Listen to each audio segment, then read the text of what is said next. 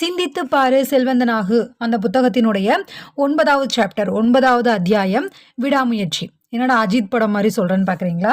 ஆமாங்க, இந்த தலைப்பினுடைய பெயர் விடாமுயற்சி. நம்பிக்கையை தூண்டுவதற்கான தொடர்ந்த முயற்சி.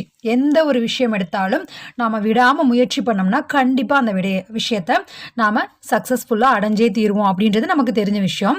செல்வத்தை நோக்கிய விஷயங்களில் இந்த விடாமுயற்சி அப்படின்றத நம்ம எந்த வகையில் கொண்டு போகணும் அப்படின்றத இந்த அத்தியாயத்தில் பார்க்கலாமா? செல்வத்தை நோக்கிய 8வது அடி. ஆர்வத்தை அதற்கு சமமான பணப்பொருளாக மாற்றுவதில் விடாமுயற்சிக்கு முக்கிய இடம் உண்டு. விடாமுயற்சிக்கு அடிப்படையானது மன வலிமை ஆகும். மன வலிமையும் ஆர்வமும் சரியான விதத்தில் சேர்ந்தால் எதிர்க்க முடியாத இரட்டையாக அது இருக்கும்.